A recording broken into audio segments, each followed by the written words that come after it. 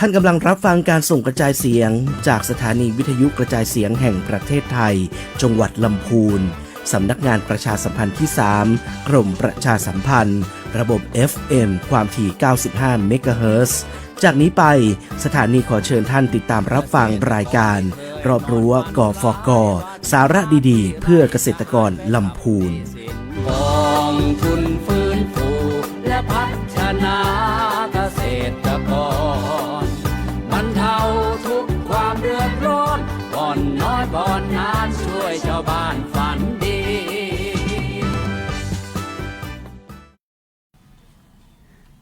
สวัสดีครับต้อนรับเข้าสู่รายการรอบรั้วกฟก.สารดีเพื่อเกษตรลำพูนนะครับเป็นรายการใหม่ของทางสถานีวิทยุกระจายเสียงแห่งประเทศไทยจังหวัดลำพูนหรือสวท.ลำพูนนะครับวันนี้ก็มีทั้งสาระ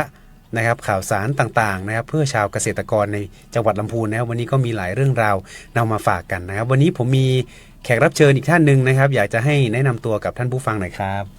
ค่ะสวัสดีค่ะชื่อนางสาวศิริลักษณ์อุดเถินนะคะเป็นหัวหน้าสำนักงานกองทุนฟื้นฟูและพัฒนาเกษตรกรสาขาจังหวัดลำพูนค่ะดีนะครับเรียกหัวหน้าเล็กก็ได้ค่ะหัวหน้าเล็กนะครับก็อย่างที่ได้บอกไปเนี่ยหลายท่านอาจจะไม่คุ้นชื่อของหน่วยงานปกติเนี่ยเราจะเจอสำนักงานเกษตรจังหวัดสำนักงานเกษตรอำเภอหรือสหกรณ์และการเกษตรแต่วันนี้เนี่ยหน่วยงานของหัวหน้าเนี่ยอยู่สังกัดไหนอะไรยังไงอยู่สังกัดกระทรวงเกษตรไหมครับหรือคือเราไม่ได้อยู่ในสังกัดของกระทรวงเกษตรนะคะแต่เราทำภารกิจเราร่วมกับกระทรวงเกษตรเราเรียกเป็นนิติบุคคลของรัฐค่ะค่ะอยู่ในประเภทของหมวดกองทุนนะคะก็คือเป็นหน่วยงานนิติบุคคลของรัฐที่ใช้งบประมาณหลวงแต่ว่าดูแลพี่น้องเกษตรกรค่ะภารกิจหลักถ้าเปรียบให้มองเห็นง่ายๆก็คือเหมือนจดจัดตั้งบริษัทใหม่แต่ภายใต้การดูแลของรัฐของรัฐเป็นนิติบุคคลของรัฐอยู่ประเภทหมวดกองทุนค่ะแล้วขึ้นตรงกับนายกรัฐมนตรีขึ้นตรงกับนายกรัฐมนตรีนะครับก็ถือว่าเป็นหน่วยงานใหม่ที่เราก็จะได้รู้จักกันทางสวท.ลำพูนจะได้รู้จักกันเยอะๆมากยิ่งขึ้นชื่อเต็มชื่อว่าอะไรนะหัวหน้าชื่อเต็มว่าสำนักงานกองทุนฟื้นฟูและพัฒนาเกษตรกรค่ะถ้าอยู่จังหวัดลำพูนก็จะเป็นจังหวัดลำพูนต่อท้ายเพราะเรามี77จังหวัดคือทุกจังหวัดมีทุกจังหวัดใช่ค่ะกรุงเทพมหานครกรุงเทพก็มีค่ะค่ะสำนักงานใหญ่ตั้งอยู่ที่กรุงเทพนะครับก็ถือว่าเป็นชื่อสำนักงานหลายคนอาจจะไม่เคยได้ยินนะครับอย่างของเราเนี่ยตั้งอยู่ที่ไหนครับหัวหน้าสำนักงานกองทุนเราตั้งอยู่ที่ศาลากลางจังหวัดลำพูนนะคะหลังใหม่ที่ศรีบัวบานตำบลศรีบัวบานค่ะอยู่ชั้น4ชั้น4ศาลากลางก็คือศาลากลางหลังใหม่แต่อยู่ชั้น4นะครับก็ใครที่จะไปติดต่อก็ชั้น4นะครับชั้น4ทีนี้เนี่ยพูดถึงในเรื่องของการรับนโยบายจากนายกรัฐมนตรีภารกิจของเรามียังไงบ้างครับแล้วก็ทางข้างบนเนี่ยเขามีนโยบายอะไรไงมอบมาให้เราบ้างครับหัวหน้าค่ะก็ก่อนอื่นขออนุญาตเท้าความก่อนเพราะจริงๆแล้วกองทุนฟื้นฟูเราเนี่ยจัดตั้งขึ้นตามพระราชบัญญัติกองทุนฟื้นฟูเราตั้งพระราชบัญญัตินี้มาตั้งแต่พศ2542นะคะ18พฤษภาคม2542ก็20กว่าปี25ปีแล้วเนาะค่ะแล้วก็ต่อมาก็จะมีการปรับปรุงเปลี่ยนแปลงนโยบายเรื่อยๆนะคะโดยที่จริงๆแล้วเรามีวัตถุประสงค์เพื่อส่งเสริมสนับสนุนการรวมกลุ่มของเกษตรกรในการพัฒนาคุณภาพชีวิตนะคะการฟื้นฟูและพัฒนาอาชีพเกษตรกรรมและการแก้ไขปัญหานี้ของเกษตรกรกองทุนฟื้นฟูเรานะคะก็ได้รับเงินสนับสนุนเริ่มต้นจากรัฐบาลครั้งแรกนะคะ 1,800 ล้านนะคะค่ะเป็นองค์กรนิติบุคคลนะคะเป็นหน่วยงานอื่นของรัฐที่มีเลขาธิการกองทุนฟื้นฟูและพัฒนาเกษตรกรเป็นผู้บริหารสูงสุดค่ะครับก็25ปีที่ผ่านมาเอาตรงๆนะครับ25ปีที่ผ่านมาผมก็เพิ่งจะรู้ว่ามีหน่วยงานนี้อยู่แต่เมื่อก่อนเนี่ยเขามีน้อยกว่านี้ไหมครับหน่วยงานหรือว่าก็มีตั้ง77จังหวัดมีเริ่มต้นเรามี77จังหวัดเลยค่ะแต่ว่ามันจะมีเป็นบางช่วงที่เราจะรวมเขตก็ถ้าจังหวัดเล็กๆเราก็จะมี1หัวหน้า1คนดูแล3จังหวัด2จังหวัดแล้วแต่พื้นที่การดูแลอย่างเช่นเมื่อก่อนลำพูนลำปางก็เป็นเขาเรียก1กลุ่ม1กลุ่มก็คือหัวหน้าบริหาร2จังหวัดเพราะด้วยว่าเราเพิ่งเริ่มตั้งนะคะแต่ตอนนี้เรามีทั้ง77จังหวัดก็คือกระจายไว้เลยใช่ค่ะแล้วก็มีสำนักงานสาขากิจการภูมิภาคที่ดูแลแต่ละจังหวัดก็ตั้งอยู่ทั้ง4ภูมิภาคค่ะ25ปีนะครับด้วยงบ 1,000 เริ่มต้นค่ะเงินทุนประเดิมแล้วตอนนี้เนี่ยพูดถึง พูดถึงตรงเนี้ยนะครับที่มาที่ไปของหน่วยงานของหัวหน้าแล้วปัจจุบันเนี่ยนะครับการดำเนินภารกิจของหัวหน้าเนี่ยที่ผ่านมาจังหวัดลำพูนเราดำเนินการไปยังไงบ้างครับหัวหน้า คือคร่าวๆนะคะ คือต้องเท้าความว่าลำพูนเราเนี่ยมี8อำเภอใช่ไหมคะพอ8อำเภอเนี่ยณปัจจุบันปี2569แล้วเนี่ยเรามีสมาชิกอยู่ที่ 67,607 รายโดยประมาณนะโดยประมาณนะคะหรือองค์กรเรามีอยู่ที่ 1,000 กับ 8 องค์กรนะคะของเราเนี่ยสมาชิกเราอ่ะจะลักษณะว่าเราจะต้องเป็นการรวมกลุ่มกัน1กลุ่มมีสมาชิก50คนขึ้นไปมากกว่านี้น้อยกว่านี้ไม่ได้1กลุ่มต้อง50คนขึ้นไปแล้วมียกตัวอย่างครับเช่นสมมุติเช่นกลุ่มเกษตรกรทำนาสีโบบ้านอย่างนี้นะคะตอนที่มาจดทะเบียนกับเราอาจจะมีสมาชิกมาจดในนามกลุ่มเนี้ย70คนก็ได้อีกกลุ่มนึงกลุ่มแม่บ้าน50ก็ได้ค่ะแต่ต้องมาในลักษณะกลุ่มเพราะว่าการรวมกลุ่มกันมันจะเป็นความเข้มแข็งของเกษตรกรคล้ายๆกับการรวมกลุ่มแปลงใหญ่ของกรมส่งเสริมการเกษตรคล้ายแต่ว่าของเราจะเป็นสมาชิกที่ทำกิจกรรมลักษณะเดียวกันค่ะแล้วก็บริหารจัดการเป็นกลุ่มนะคะเพราะฉะนั้นลำพูนก็ไม่น้อย 67,000 กว่าคนแล้ว 67,000 กว่าคนนี่แยกเป็นกลุ่มนี่มีประมาณกี่กลุ่มอะโอ้1,000 กับ 8 กลุ่มโอ้1,000 กับ 8 กลุ่มมากสุดนี่จะอยู่ที่อำเภอเมืองนะคะอำเภอเมืองมี202 กลุ่ม 14,000 กว่าคนแล้วทีเนี้ยในกลุ่มของเกษตรกรเหล่านี้เราเคยได้ช่วยเหลืออะไรยังไงบ้างนะครับค่ะในที่ผ่านมาเนี่ยเพราะว่าเราตั้งมา25ปีนะคะในช่วงนี้คือกิจกรรมเด่นภารกิจเด่นภารกิจหลักของเราเลยจริงๆก็คือเรื่องของการฟื้นฟูและพัฒนาอาชีพเกษตรกรกับภารกิจที่2ก็คือเรื่องของการช่วยเหลือเรื่องของหนี้สินให้กับเกษตรกรอันนี้รายบุคคลนะครับปีในช่วงที่ผ่านมา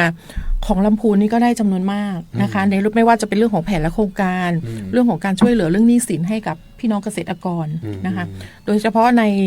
ในห่วงหลังมันเนี่ยห่วงปัจจุบันเนี้ยการช่วยเหลือทั้งหมดของกองทุนเนี่ยไม่มีเรื่องของดอกเบี้ยนะคะสมมุติว่าดอกเบี้ย0นี่เหรอครับ0ค่ะสมมุติว่ากลุ่มรวมกลุ่มกันแล้วก็เขียนแผนและโครงการเพื่อของงบประมาณจากเรามีงบ2ประเภทคืองบกู้ยืมกับงบอุดหนุนนะคะงบอุดหนุนก็แปลว่าให้เปล่าไม่ต้องใช้คืนนะคะเอาไปดำเนินกิจกรรมการตามที่คุณเขียนแผนโครงการมา2คืองบกู้ยืม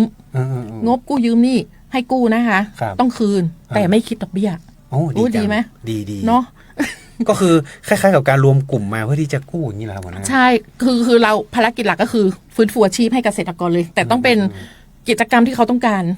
เพราะว่าเราจะไม่ทราบเลยว่าสมาชิก 60,000 คนต้องการอะไรเพราะฉะนั้นท่านต้องเป็นผู้เสนอโครงการมาให้เราแล้วเราก็จะวิเคราะห์กันกองตามระเบียบหลักเกณฑ์ระเบียบของเรานะคะอย่างล่าสุดปีที่แล้วปี68นี่งบกู้ยืม3กลุ่มนะคะกลุ่มละได้ไปกลุ่มละ 500,000 บาทอันนี้ไม่มีดอกเบี้ยแล้วก็มีกลุ่มที่ได้รับงบอุดหนุน4กลุ่มนะคะก็เอาไปศึกษาเรียนรู้หัดทำหัดแปรรูปอะไรสิ่งที่เขายังไม่เคยทำหรือทำแล้วแต่ว่าอยากยกระดับให้มันดีขึ้นอย่างเงี้ยค่ะเราก็ส่งเสริมแต่ต้องมาในลักษณะกลุ่มนะมีวิสาหกิจที่เขารวมตัวกันแล้วก็มาจดอย่างนี้นี่มีไหมฮะคือวิสาหกิจก็สู่วิสาหกิจแต่กลุ่มวิสาหกิจสามารถมาจดกับกองทุนอีกได้ไหมคุณก็เอาแต่ชื่อสมาชิกมาก็แต่ว่าการดำเนินงานมันแยกกันแต่ว่าสมาชิกซ้ำกันได้ไหมได้อ๋อโอเคนะคะนี่ไม่ได้ชี้ช่องนะไม่ได้ชี้ช่องคือเพื่อเกษตรกรเลยเราเพราะว่าเราถือว่าพี่น้องเกษตรกรต้องได้ทุกช่องทางใช่ไหมเนาะผมก็เพิ่งรู้นะว่ามีกองทุนตรงนี้อยู่แล้วก็ดีแล้วทีนี้เนี่ยก่อนหน้านี้ผมอยากรู้ว่าเขาเอาไปแล้วมันมีกลุ่มไหนที่แบบว่าเอาไปใช้แล้วมันประสบผลสำเร็จแบบดีๆไปเลยเยอะนะต้องเท้าความก่อนพี่มาอยู่ลำพูนตอนนี้ได้1 ปีละนะคะเราก็ต้องให้เครดิตท่านเดิมๆหัวหน้าเดิมๆเนาะที่ท่านลงไปพัฒนาลงไปต่อยอดมาเราก็มาตอนนี้ครบ1 ปีพอดีในกุมภานะคะที่ผ่านมาอย่างที่ลงไปช่วยดูติดตามเนี่ยอย่างเช่นกลุ่มแม่ทาได้ไปเลี้ยงวัวได้เงินกลุ่มทุนไปในการเลี้ยงวัวเขาก็สามารถตอนนี้ต่อยอดเป็นเหมือนเป็นพ่อค้าคนกลางได้ละเขาก็ไม่ได้เลี้ยงอย่างเดียวกลุ่มที่แม่ทานะคะยกตัวอย่างหรืออย่างเช่นกลุ่มที่ลี้กลุ่มปลาสังฆวาสกลุ่มทั้งหลาย อ๋อ กลุ่มปลาสังฆวาสได้งบกู้ยืม ผ จาก ม เรานะ เพิ่งไปทำสกู๊ปมา นั่น กลุ่มปลาสังฆวาส ใช่ ของพี่ แล้ว อะไรนะที่เขาอยู่หน้าโรงเรียนอ่ะ ใช่ ใช่ไหม ใช่ค่ะ เออ เพียงแต่ว่ากองทุนเราอาจจะแบบเราอาจจะไม่ค่อยได้ประชาสัมพันธ์นะคะทีนี้เราก็จะเริ่มมาประชาสัมพันธ์ เพราะอย่างลีกับก้อนนี่เยอะมาก ครับ นะคะ เราก็ถือว่าไม่เป็นไรพี่น้องเกษตรกรเราก็แต่ละหน่วยก็มาส่งเส อ๋ ริ อ มต่อ ไม่จำเป็นจะต้องเป็นพืชไร่พืชสวนเท่านั้น ไม่จำเป็นแปรรูป ประมงก็ได้ ประมงปศุสัตว์ อ่า แปรรูป ที่อยู่ในสังกัดกระทรวงเกษตร ที่เขาระบุว่าเป็นด้านเกษตรกรไม่ว่าจะเป็นเลี้ยงสัตว์เลี้ยงปลาอะไรได้หมดเลย คือของกองทุนเราเนี่ยต้องเข้าใจก่อนว่า ครับ คำว่าเกษตรกรนิยามเรานี่กว้างมาก เออ ประมงเพราะเรามีทั่วประเทศไง เพราะฉะนั้นแต่ละภูมิภาคการทำการเกษตรจะไม่เหมือนกัน อืม เพราะฉะนั้นเราก็จะเปิดคือคุณทำอาชีพเกษตรเลย อืม ด้านเป็นเรื่องของการแปรรูป เราก็ถือว่าเป็นการตลาดเพราะคุณแปรรูปภาคเกษตรคุณทำประมง ครับ คุณจะเลี้ยงปลาหรือคุณจะแปรรูปปลาก็ถือว่าเป็นด้านการเกษตร ทีนี้หน่วยงานต่างๆ ก็จะหลังจากกองทุนเราเข้าไปส่งเสริมสนับสนุนเรื่องเงินทุน หน่วยต่างๆ ก็จะมาช่วยเป็นพี่เลี้ยง พี่เลี้ยงด้านวิชาการด้านดูแลต่อ อันนี้เราก็ถือว่าเป็นภาคีความร่วมมืออ ทีนี้เนี่ยมั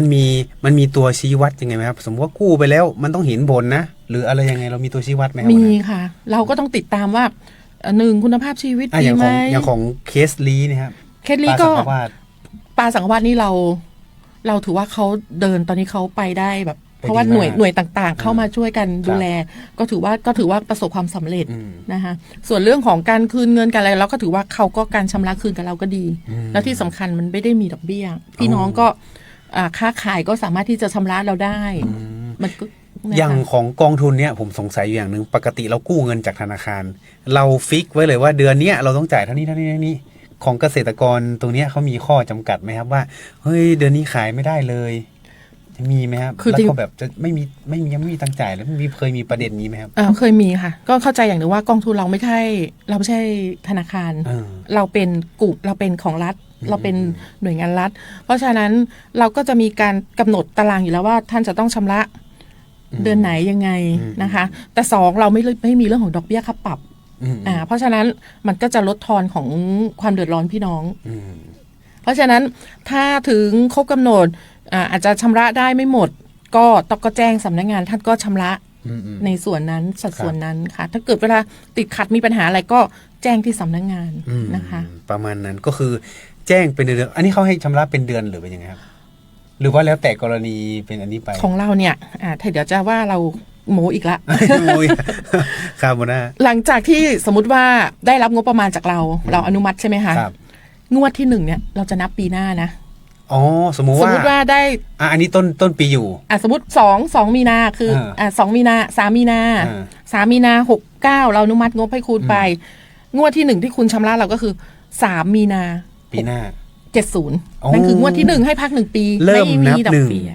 โอ้ดีจังเริ่มนับ1ก็คือคุณไปทำยังไงก็ได้ให้มันได้กำไรมาก่อน ใช่ แล้วคุณก็ค่อยพอได้กำไรปุ๊บมันมั่นคงปุ๊บธุรกิจของต่างๆมั่นคงปุ๊บเนี่ยค่อยใช้คืน ใช่ค่ะ อันนี้เดี๋ยว เหมือนกยศเลยนะ เดี๋ยวเราวันหน้าเรามา ถ้นี่หลังเรียนจบ1 ปี เรามาเจาะลึกกันไหม ได้ เนาะ ได้ เราจะเจาะลึกเราอาจจะเดี๋ยววันหน้าจะเอาผู้ที่ประสบความสำเร็จมาเล่าสู่กันฟังด้วย เดี๋ยวรอบหน้าอาจจะไม่ใช่เป็นผมนะฮะคนข้างๆจะเป็นอีกคนหนึ่งก็จะได้ถามตอบกันแบบ ใช่ ผู้เชี่ยวชาญกันไปเลย นอกจากเรื่องฟื้นฟูเราก็ยังมีเรื่องหนี้มันก็ต้องเจาะลึก แต่หนี้ก็เหมือนกันเราก็จะไป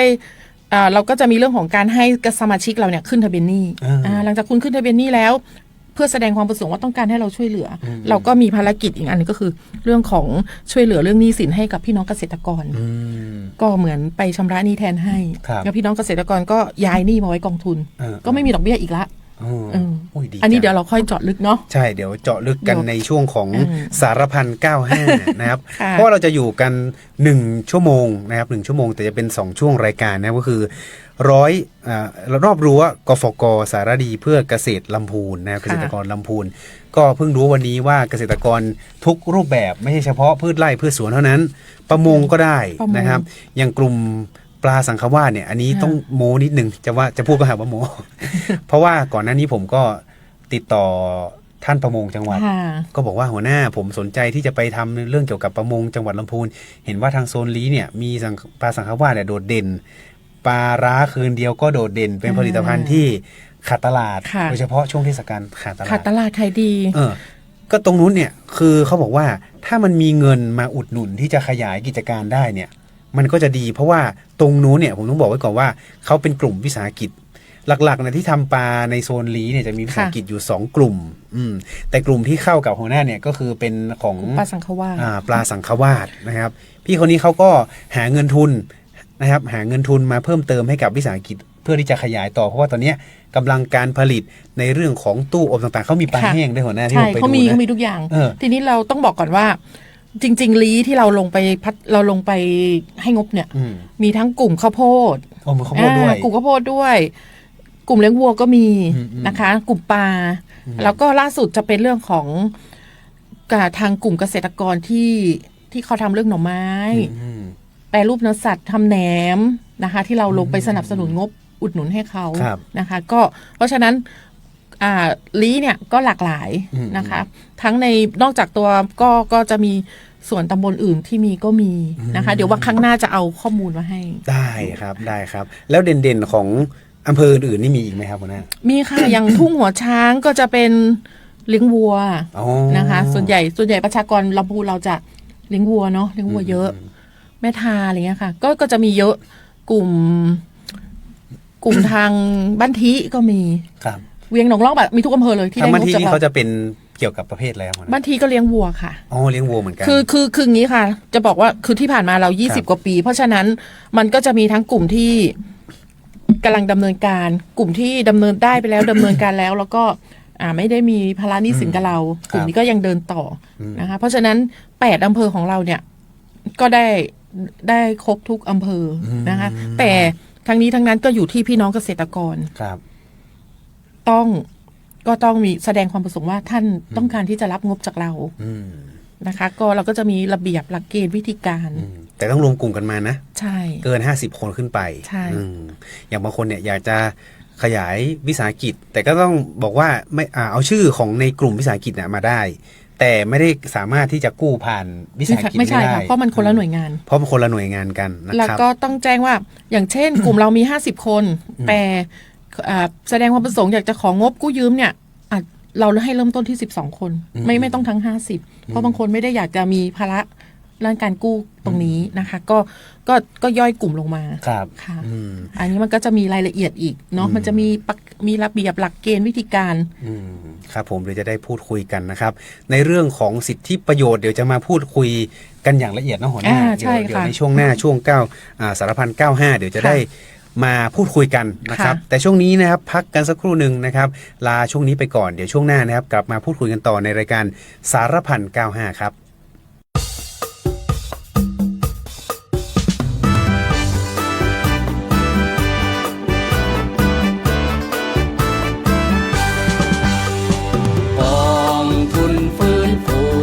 พัฒนาเกษตรกรบรรเทาทุกความเดือดร้อนบ่อนน้อยบ่อนนานช่วยชาวบ้านฝันดี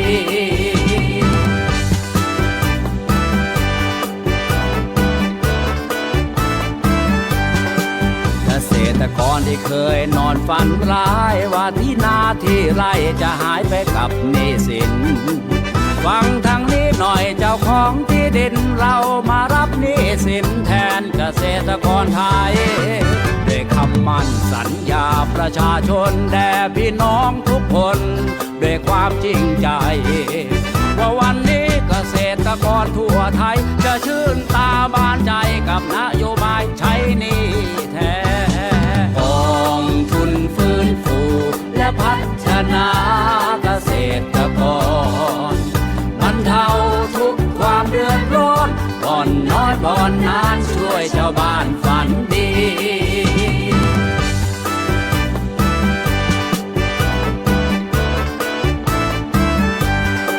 เมื่อเราท่านรวมเป็นหนึ่งพึ่งตนเองจาก10เป็นร้อยจนเป็นพันเป็นหมื่นแส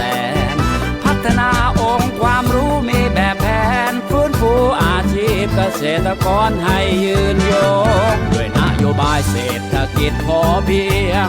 ที่เพียงพอหล่อเลี้ยงชีวิตให้มั่นคงเกษตรกรใต้ร่มธงไต้รงต้องได้รับการปลดปลงปลดหนี้ปลดสินเพราะรัฐบาลเล็งเห็นความสำคัญเมืองไทยเรานั้นคือเมืองทองของกินถ้าตราบใดคนไทยยังมีดินเกษตรกรได้ทำกินอนาคตย่อมสดใสส่งออกไปขายทำกำไรนำเงินตรากลับมาพัฒนาลูกหลานรุ่นต่อไปให้เห็นถึงความสำเร็จอันยิ่งใหญ่ให้ก้าวหน้าสู่อนาคตสดใสเกษตรกรทั่วไทยจะได้เชิดหน้าชูตากองทุนฟื้นฟูและพัฒนาเกษตรกรบรรเทาทุกความเดือดร้อนบ่อนน้อยบ่อนนานช่วยชาวบ้านฝันดี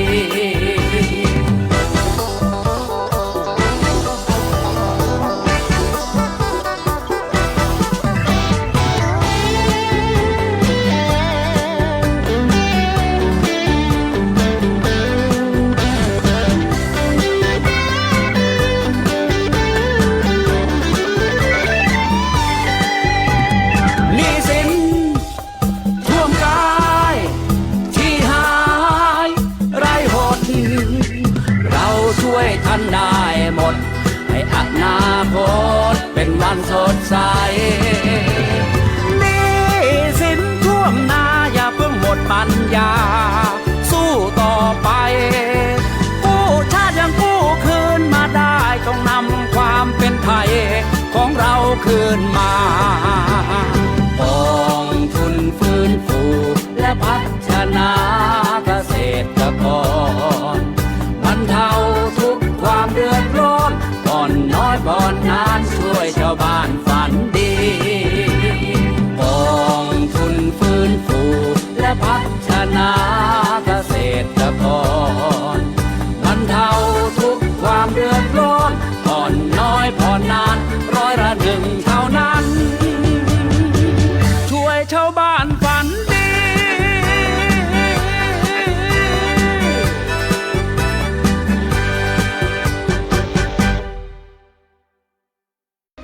การเกษตรเป็นภาคเศรษฐกิจที่สำคัญแต่เกษตรกรส่วนใหญ่ของประเทศยังมีฐานะยากจนปัญหาหนี้สินขาดที่ดินทำกินและมีความสามารถในการแข่งขันค่อนข้างต่ำนับว่าเป็นปัญหาใหญ่หลวงที่เป็นอุปสรรคในการพัฒนาฐานรากและเศรษฐกิจของประเทศกองทุนฟื้นฟูและพัฒนาเกษตรกรจัดตั้งขึ้นตามพระราชบัญญัติกองทุนฟื้นฟูและพัฒนาเกษตรกรพ.ศ. 2542เพื่อทำหน้าที่สนับสนุนและส่งเสริมการฟื้นฟูพัฒนาอาชีพเกษตรกรต่อมาพ.ศ. 2544มีการปรับปรุงพระราชบัญญัติเพื่อแก้ไขปัญหาหนี้สินของเกษตรกรและพ.ศ. 2563มีการแก้ไขอีกครั้งให้ครอบคลุมการแก้ไขปัญหาหนี้สินกรณีหนี้ที่มีบุคคลค้ำประกันโดยมีผลบังคับใช้ 23 กันยายน 2563นับเป็นพระราชบัญญัติฉบับล่าสุดภารกิจหลักของกองทุนฟื้นฟูและพัฒนาเกษตรกรมี2ด้านดังนี้ 1. ด้านการฟื้นฟูและพัฒนาเกษตรกรกองทุนฟื้นฟูจะเข้าไปร่วมช่วยเหลือเกษตรกรในการพัฒนาความรู้ในด้านเกษตรกรรมหรือกิจกรรมที่เกี่ยวเนื่องกับเกษตรกรรมสร้างความเข้มแข็งให้แก่องค์กรเกษตรกรและให้เกษตรกรสามารถพึ่งพาตนเองและเกื้อกูลระหว่างเกษตรกรด้วยกันให้มีรายได้อย่างเพียงพอในการดำรงชีพ2. ด้านการแก้ไขปัญหาหนี้สินของเกษตรกรเป็นการแก้ไขปัญหาหนี้สินของเกษตรกรในระบบโดยเกษตรกรที่รวมตัวกันเป็นองค์กรแล้วหากสมาชิกรายใดมีหนี้สินในระบบที่มีวัตถุประสงค์การกู้เพื่อการเกษตรสามารถขึ้นทะเบียนหนี้ซึ่งกองทุนฟื้นฟูจะชำระหนี้แทนเกษตรกรให้สถาบันเจ้าหนี้หรือเรียกว่าการซื้อหนี้ตามหลักเกณฑ์และเงื่อนไขการจัดการหนี้เมื่อเกษตรกรชำระหนี้คืนครบตามสัญญาแล้วจะได้รับมอบหลักทรัพย์ค้ำประกันกลับคืนไปการบริหารงานของกองทุนฟื้นฟูและพัฒนาเกษตรกรและสำนักงานกองทุนฟื้นฟูอยู่ภายใต้การบริหารงานของคณะกรรมการจำนวน3คณะ 1. คณะกรรมการกองทุนฟื้นฟูและพัฒนาเกษตรกร 2. คณะกรรมการบริหารกองทุนฟื้นฟูและพัฒนาเกษตรกร 3. คณะกรรมการจัดการหนี้ของเกษตรกร สำนักงานกองทุนฟื้นฟูและพัฒนาเกษตรกรมีสำนักงานใหญ่สำนักงานกิจการสาขาภูมิภาค 4 ภูมิภาคและสำนักงานสาขาจังหวัด 77 จังหวัดเพื่อให้บริการองค์กรเกษตรกรและเกษตรกรสมาชิกในพื้นที่จังหวัดต่างๆทั่วประเทศการดำเนินงานที่ผ่านมาของกองทุนฟื้นฟูและพัฒนาเกษตรกรได้ปฏิบัติงานเต็มความสามารถเพื่อให้บริการเกษตรกรสมาชิกจำนวน 5,725,322 คน 56,149 องค์กรทั่วประเทศได้แก่การอนุมัติแผนและโครงการโดยสนับสนุนงบประมาณให้องค์กรเกษตรกรจัดทำแผนพัฒนาองค์ความรู้เพื่อต่อยอดการเรียนรู้ให้เกิดความเข้มแข็งและเสริมสร้างทัศนคติให้เกษตรกรเกิดความรู้ความเข้าใจในแนวทางการสร้างรายได้รวมถึงสร้างภาคีความร่วมมือเพื่อพัฒนาการเรียนรู้ด้านการผลิตและการสร้างอาชีพให้แก่เกษตรกรที่เป็นสมาชิกขององค์กรเกษตรกรในด้านการจัดการหนี้ของเกษตรกรกองทุนฟื้นฟูแก้ไขปัญหาหนี้สินให้เกษตรกรสมาชิกโดยการชำระหนี้แทนเกษตรกรกับสถาบันการเงินต่างๆและซื้อทรัพย์ NPA ทำให้สามารถรักษาที่ดินทำกินให้เกษตรกรสมาชิกได้เป็นจำนวนมาก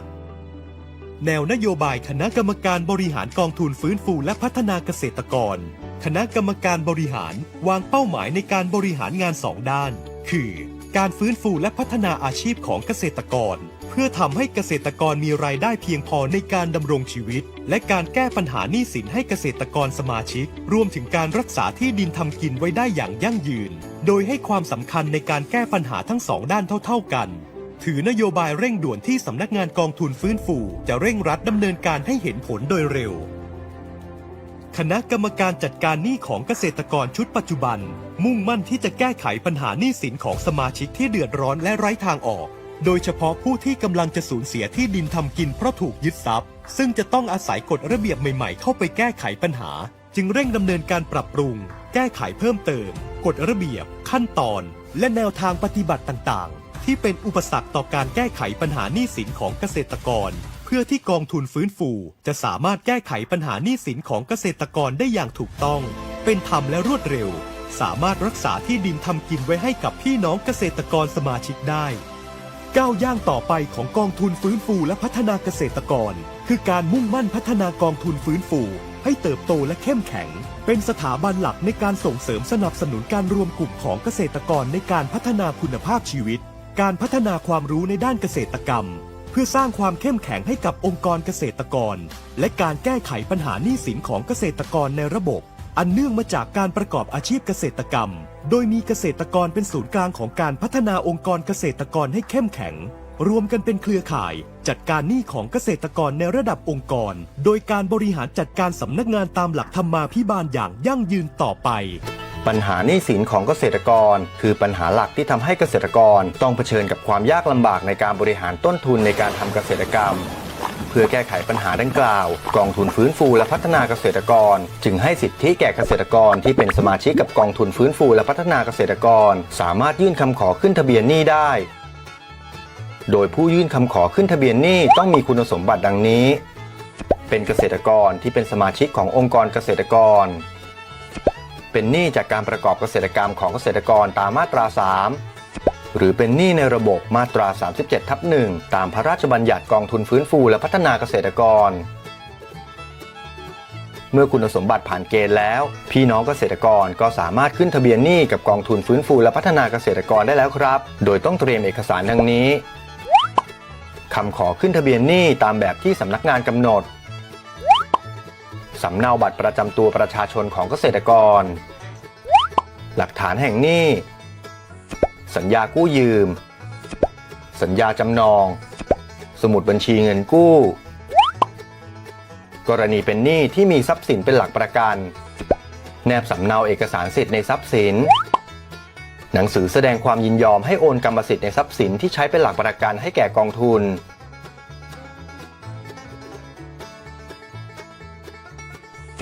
กรณีหนี้บุคคลค้ำประกัน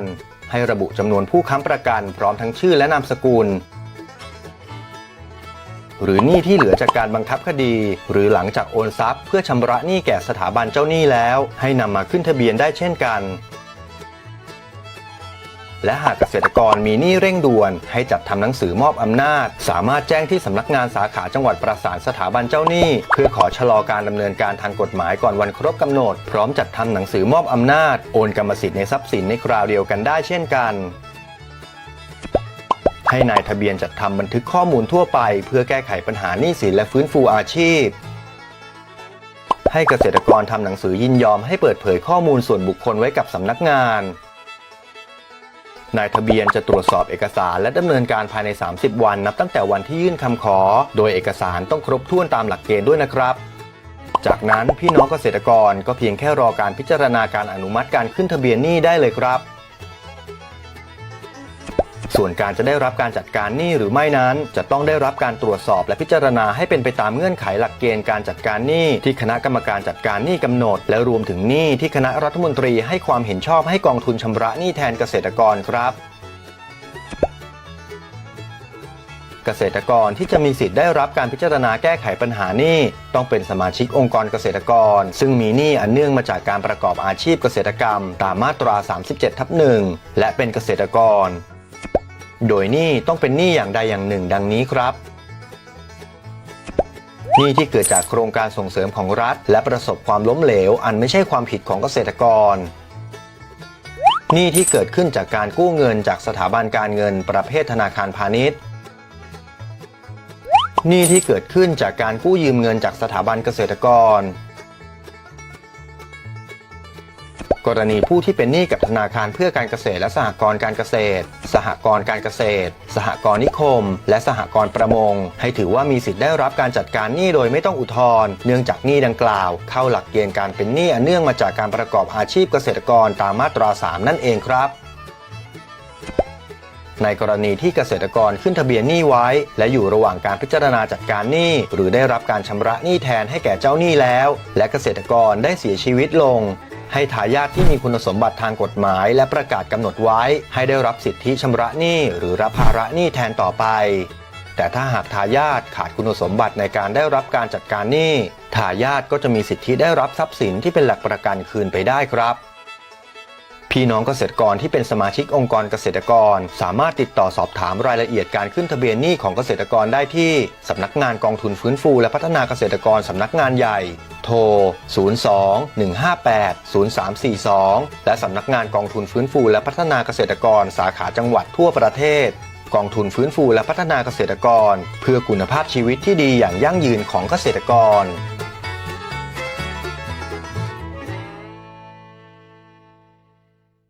กลับมาในช่วงนี้นะครับกับรายการสารพัน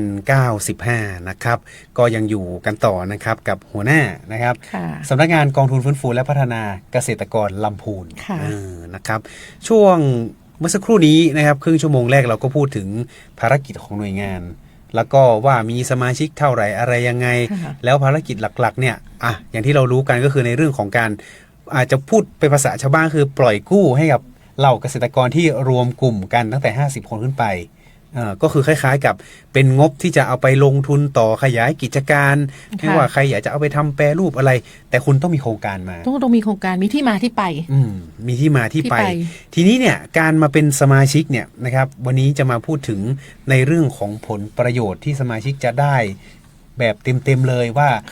สมาชิกเองเนี่ยจะได้อะไรบ้างครับหัวหน้าถ้ามาเป็นสมาชิกกับหน่วยงานของหัวหน้านะครับค่ะก็เราต้องบอกกันว่าสิทธิประโยชน์ที่จะได้จากการเป็นสมาชิกนะคะเดี๋ยวพี่ขออนุญาตอ่านเนาะคือ1นะคะสิทธิในเรื่องของการแก้ไขปัญหาหนี้ให้กับเกษตรกรนะคะหรือ2ก็คือสิทธิในการพัฒนาอาชีพและคุณภาพชีวิตสิทธิในการเข้าถึงแหล่งเงินทุนเพื่อพัฒนาอาชีพเหมือนเมื่อกี้ที่เราพูดไปเลย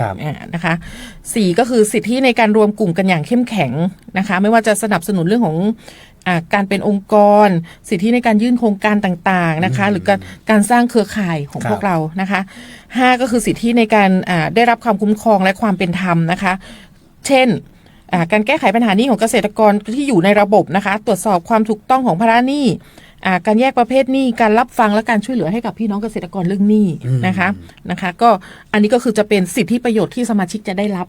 เพราะฉะนั้นท่านอยากจะได้สิทธิอย่างนี้ท่านต้องเป็นสมาชิกกองทุนฟื้นฟูนะคะแล้วที่สำคัญการสมัครเป็นสมาชิกกองทุนฟื้นฟูไม่ได้เสียค่าใช้จ่ายนะคะไม่ได้มีการเสียค่าใช้จ่าย สมาชิกกองทุนฟื้นฟูเนี่ยให้เท้าความไปก็คืออายุ20 ปีขึ้นไป ก็คืออายุตัวสมาชิก บรรลุนิติภาวะ บรรลุนิติภาวะทำอาชีพการเกษตร ครับ อาชีพการเกษตรเนี่ยเราไม่ได้ว่าท่านจะต้องแค่ทำนาทำไร่ท่านแปรรูปท่านอะไรที่เป็นเรื่องของด้านการเกษตร ท่านก็สามารถที่จะสมัครเป็นสมาชิกกองทุนฟื้นฟูได้ ครับ บ้านหนึ่งถ้าทำเกษตร3 คนก็สมัครได้ทั้ง3เราไม่ได้จำกัดว่าบ้านละคนนะคะ อ๋อ เพราะฉะนั้นใน1 ครัวเรือน1 ครอบครัวเนี่ยสมัครเป็นสมาชิกกองทุนฟื้นฟูกี่คนก็ได้ถ้าท่านทำอาชีพเกษตร แต่ต้องบรรลุนิติภาวะ ต้องบรรลุนิติภาวะ ครับ นะคะเนี่ยอันนี้ก็จะเป็นในเรื่องของการเป็นสมาชิกแล้วก็จะได้สิทธิประโยชน์2ท่านก็สามารถที่จะในนามกลุ่มก็มายื่นแผนและโครงการหรือ3ถ้าท่านมีภาระเรื่องหนี้สินท่านก็มายื่นเรื่องของการขึ้นทะเบียนหนี้กับเรานะคะแล้วก็จะมีเรื่องของการช่วยเหลือเรื่องหนี้สิน ครับ ค่ะก็ถือว่าเราเป็นหน่วยงานที่บรรเทาทุกข์ให้กับพี่น้องเกษตรกร นะครับ อันนี้ก็เป็นหลักๆก็คือบรรเทาทุกข์ให้กับเกษตรกรนั่นเองอันนี้ก็คือสิทธิประโยชน์ที่จะได้ แล้วทีนี้ครับของเรานอกเหนือจากการให้เกษตรกรได้กู้ยืมอะไรต่างๆ เนี่ยเรายังมีภารกิจด้านอื่นไหมครับหัวหน้า ด้านอื่นๆจริงๆเราก็เป็นหน่วยให้ความรู้นะคะแต่จริงๆหลักๆของเราคือชื่อเราตามตรงตัวเลยฟื้นฟูและพัฒนาอาชีพเกษตรกรและ2ก็คือเรามุ่งเน้นช่วยเหลืออีกด้านก็คือเรื่องของภาระหนี้สินนะคะแล้วก็3ก็คือหาแนวทางการช่วยเหลือด้านอื่นๆหากท่านไม่ได้เข้าในหลักเกณฑ์ต่างๆเราก็เสมือนกับหน่วยกลางนะคะ ไปดูให้ว่ามันไม่เข้ายังไงหรือ2กรณีท่านท่านเป็นสมาชิกกองทุนฟื้นฟูท่านขึ้นทะเบียนหนี้แล้วแต่ท่านยังไม่ได้รับการช่วยเหลือแต่ท่านถูกฟ้องร้องดำเนินคดีเราก็จะเป็นหน่วยที่จะไปเจรจากับเจ้าหนี้ว่าขอบรรเทาทุกข์โดยที่เราจะเป็นคนกลางในการทำหนี้ข้างนอกใช่ไหมครับ ตัวนี้ต้องเป็นหนี้ในระบบนะหนี้กองทุนเนี่ยหนี้ภาคการเกษตรหนี้ในระบบคือแบบหนี้แบบนอกกฎหมายนี่ไม่ได้นะคะต้องเป็นหนี้ในระบบสหกรณ์ธกสอะไรก็ว่ากันไปค่ะแล้วก็เราถ้าท่านยังไม่ได้รับการจัดการหนี้นะถ้าแต่ท่านหนี้ท่านด่วนหนี้ท่านฟ้องร้องดำเนินคดีละอันนี้เราก็จะไปช่วยในเรื่องของการบรรเทาทุกข์โดยตรงเลยท่านก็สามารถมาแจ้งเราก็จะทำบันทึกไปถึงเจ้าหนี้ว่ารายนี้นะขอความอนุเคราะห์ช่วยชะลอการดำเนินคดีช่วยการงดการขายทอดตลาดไว้ก่อนกำลังอยู่ในกระบวนการที่กองทุนจะช่วยเหลืออะไรก็ว่าไปนะคะเพราะฉะนั้นอันนี้คือสิทธิที่ท่านจะได้รับประมาณนี้เลยเพราะฉะนั้นแต่ทั้งหมดทั้งมวลท่านต้องเป็นสมาชิกกองทุนฟูครับเนาะก่อนการจะเป็นสมาชิกเนี่ยมันยากลำบากเพียงแค่ไหนเราต้องเตรียมเอกสารอะไรบ้างพ่อนะยากไหมจริงๆไม่ยากเลยเพราะเรามีกลุ่มอยู่แล้วต้อง1,000 กับ 8 กลุ่มนะ1ท่านไปสมัครกับกลุ่มที่เขามีอยู่แล้วไปรวมกับเขาก็ได้ไปต่อท้ายเปิ้ลเขาเรียกอะไรคนเหนือเรียกเปิ้ลเขาอย่างไปต่อท้ายเปิ้ลก็คือไปต่อท้ายบัญชีอย่างสมมุติว่าหมู่บ้านของคุณเนี่ยมีกลุ่มตรงเนี้ยอยู่แล้วท่านไปขออยู่ท้ายบัญชีต่อเส้นเข้าเส้นเป็นแบบก็ไปขอเพิ่มเขาเรียกว่าเพิ่มสมาชิกอันนี้เรียกว่าเพิ่มแล้วต้องติดต่อหน่วยงานไหมหัวหน้าก็มาถามเราก็จะถ้าท่านรู้อยู่แล้วว่าในกลุ่มมีท่านก็มารับแบบฟอร์มอะไรแล้วก็ไปให้หัวหน้ากลุ่มเขาเซ็นรับสะให้เราเข้ากลุ่มนะคะก็2ท่านอยากให้ตั้งใหม่เลยชอบเองจะ50 คนก็ไปรวมกันมา50 คนแล้วก็มาจดทะเบียนกับเราแล้วเอกสารอะไรต่างๆก็จะใช้ยุ่งยากไหมไม่ยุ่งยากเลยเพราะว่ามันมีแบบฟอร์มแล้วก็มีการประชุมแล้วทั้งหมดเนี่ยคือแจ้งสำนักงานก็จะมีเจ้าหน้าที่ลงไปบริการให้ช่วยแต่ว่าข้อสำคัญคือการรวมกลุ่มกับการสมัครสมาชิกก็คือท่านอยู่จังหวัดลำพูนท่านก็ต้องเป็นสมาชิกในของจังหวัดลำพูนเท่านั้นท่านอยู่ริมลำปางข้ามเขตแดนไม่ได้บ้านอยู่ติดกันกับเขาเรียกอะไรลำพูนเชียงใหม่อย่างอยู่ดอยขุนตาลเนี่ยแม่ทากับห้างชัดจะไปเข้ากับห้างชัดได้ไหมไม่ได้ก็ต้องคนลำพูนเท่านั้นใช่ค่ะเพราะว่าระเบียบคือทะเบียนบ้านไหนก็คือเข้าที่นั่นแล้วเข้าจังหวัดนั้นเพราะเรามี77 จังหวัดนั่นแหละนะครับอย่าไปข้ามจังหวัดมาได้เนอะคุณผู้ฟังนะครับข้ามไม่ได้นะเพราะฉะนั้นต้องดำเนินการให้ถูกอย่างของสำนักงานเกษตรอะไรต่างๆเนี่ยเขาใช้เล่มสีเขียวอันนี้ต้องใช้มายืนยันอะไรงี้ไหมครับก็จริงๆถ้ามาประกอบจริงๆเราก็ในของเราไม่ได้ฟิกว่าต้องใช้แต่ถ้ามาก็ถือว่าเป็นตัวยืนยันพกมาด้วยพกมาถ่ายเอกสารมาเลยว่าเราเป็นเกษตรกรจริงๆนะขึ้นทะเบียนเพราะว่าทางเกษตรอำเภอเราได้ไปขึ้นทะเบียนไว้แล้วเรามีใบประมงเรามีใบขึ้นทะเบียนปศุสัตว์ สิ่งเหล่านี้คือตัว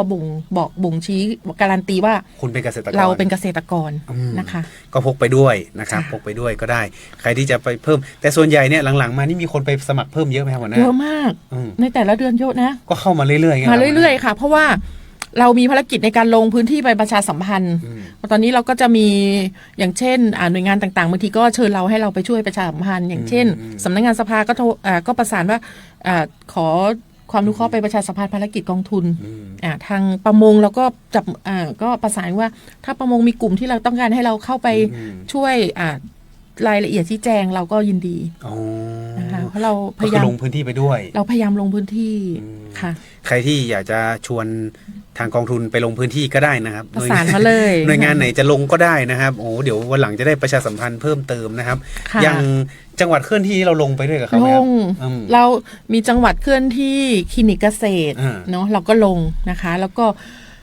การประชุมอย่างล่าสุดเราก็อย่างประชุมคณะกรรมการสหกรณ์ อืม ประสานเราก็ลง อืม คือเราก็จะพยายามลงเวทีกำนันผู้ใหญ่บ้าน ครับ อย่างเงี้ยค่ะ ของอำเภอเหรอครับ ของอำเภออ อ แต่ด้วยว่าแต่ละอำเภอบางทีเขาประชุมวันเดียวกันแต่เราก็พยายามไป อืม ค่ะ ก็จะเจอพ่อหลวงอะเนาะ เจ้า ก็จะเจอพ่อหลวงแต่ละที่อีเตอร์อะก็นั่นแหละนะครับ ก็ยังคงมีการประชาสัมพันธ์อย่างต่อเนื่อง ทีนี้ครับหัวหน้า ถ้าเกิดว่าใครสนใจอยากจะเน้นย้ำให้หัวหน้าติดต่อยังไงอะไรยังไงตั้ง ค่ะ อยู่ที่ไหนครับหัวหน้าครับ ค่ะ ก็เพื่อสิทธิประโยชน์ของพี่น้องเกษตรกรลำพูนเราอะนะคะ ก็อยากจะขอเชิญชวนทุกท่านที่ยังไม่ได้เป็นสมาชิกกองทุนฟื้นฟูหรือท่านที่ยังไม่ได้ขึ้นทะเบียนหนี้นะคะ ท่านสามารถที่จะมาใช้บริการมาติดต่อสำนักงานเราได้นะคะ ที่เราตั้งอยู่ที่สารกลางจังหวัดลำพูนชั้น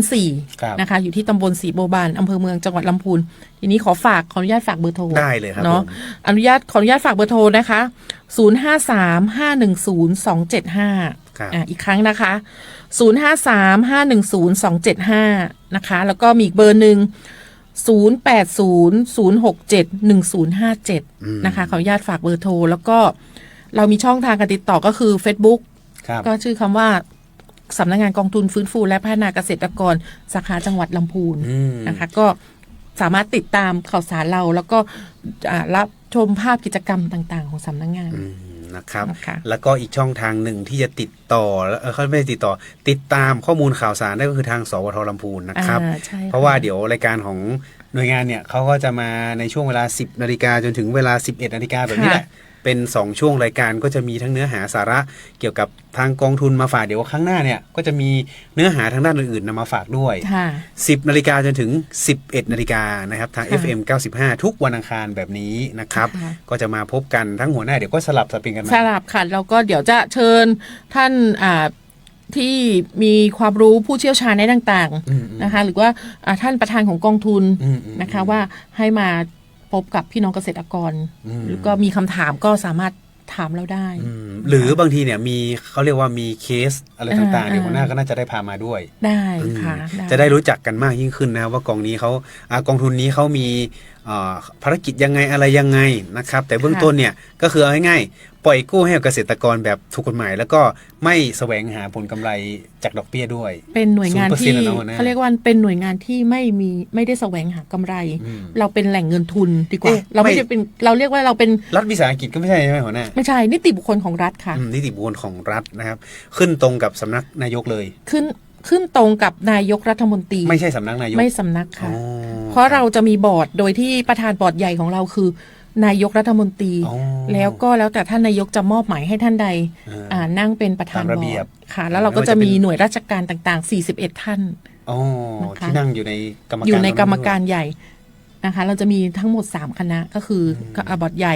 ก็มีคณะกรรมการบริหาร คณะกรรมการจัดการหนี้ในส่วนของจังหวัดเขาจะเรียกว่าคณะอนุกรรมการระดับจังหวัดก็จะมีอีก นะคะ นะครับก็จะได้รู้จักกันมากยิ่งขึ้นนะครับ ก็ฝากรายการไว้ด้วยนะครับ 10 นาฬิกาจนถึง 11 นาฬิกานะครับเป็น 2 ช่วงรายการก็คือ รอบรั้วกฟกสารดีเพื่อเกษตรลำพูนแล้วก็สารพัน95 ก็จะมีนำมาฝากนะครับ เดี๋ยวถ้าเกิดว่ามีเคสที่น่าสนใจเดี๋ยว ค่ะ หัวหน้าก็น่าจะได้เชิญมาด้วย ค่ะ มีเคสที่แบบว่าเขาเรียกว่าเป็นเกษตรกรที่กู้ของเราไปแล้วประสบความสำเร็จนี่ไหมครับ ค่ะ มีเนาะ ก็มีค่ะมี จะได้เชิญมาจะได้แบบเฮ้ยเนี่ยเขาก็ใช้เงินกองทุนตรงนี้นะ ไปต่อยอดตรงนั้นตรงนี้ ค่ะมี จะได้มาถามถึงว่าเนี่ย เขาทำมายังไงประสบปัญหายังไงก่อนหน้านี้ไม่มีเงินทุนมาเจอแหล่งทุนตรงนี้ก็สามารถเอาไปพัฒนาได้ก็จะได้มาแชร์ประสบการณ์ต่อได้นะครับ ได้เลยก็สามารถติดต่อได้นะครับอย่างที่หัวหน้าได้บอกไปเมื่อสักครู่นี้หรือไปที่สารกลางจังหวัดลำพูนชั้น4ค่ะนะครับไปติดต่อกันได้นะครับส่วนวันนี้ครับเวลาของรายการหมดลงแล้วนะครับต้องขอบคุณหัวหน้ามากๆนะครับเดี๋ยวพบกันในช่วงของสัปดาห์หน้านะครับ10 นาฬิกาจนถึง11 นาฬิกาแบบนี้ครับวันนี้นะครับเรา2คนต้องขอนำรายการลาคุณผู้ฟังไปก่อนกลับมาพบกันใหม่นะครับติดตามได้ทั้งทางเพจ Facebook สวทลำพูน FM 95ฟังผ่านวิทยุนะครับ FM 95 เมกะเฮิรตซ์สถานีวิทยุกระจายเสียงแห่งประเทศไทยจังหวัดลำพูนหรือสวทลำพูนครับวันนี้เวลาหมดลงแล้วครับต้องลาไปก่อนสวัสดีครับสวัสดีค่ะ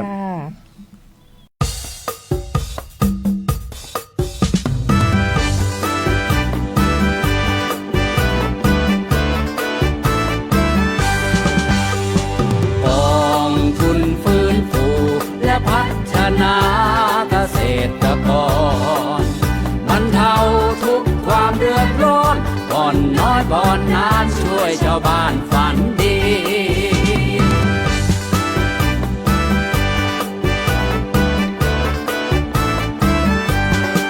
เกษตรกรที่เคยนอนฝันร้ายว่าที่นาที่ไร่จะหายไปกับหนี้สินฟังทางนี้หน่อยเจ้าของที่ดินเรามารับหนี้สินแทนเกษตรกรไทย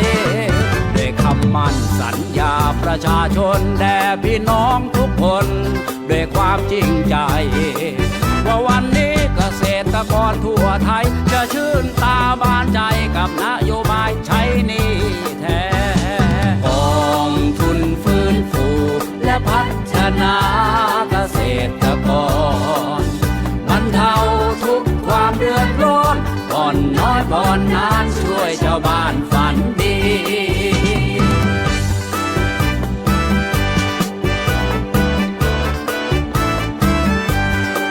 เมื่อเราท่านรวมเป็นหนึ่งพึ่งตนเองจาก10เป็นร้อยจนเป็นพันเป็นหมื่นแส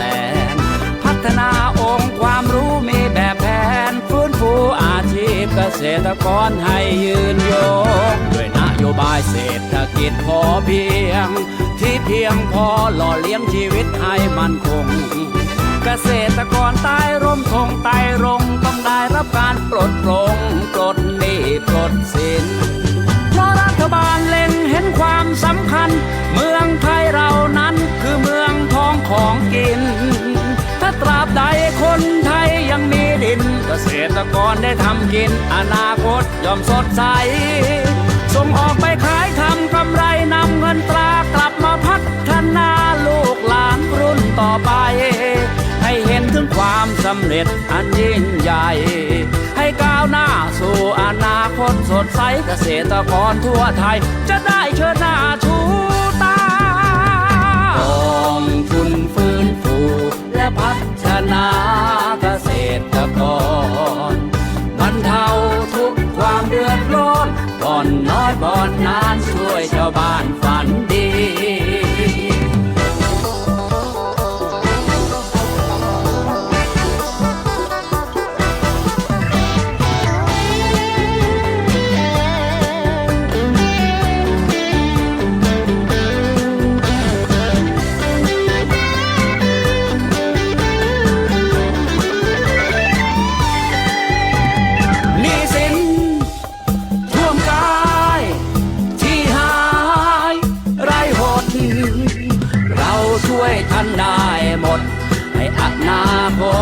เป็นวันสดใสหนี้สินท่วมนาอย่าเพิ่งหมดปัญญาสู้ต่อไป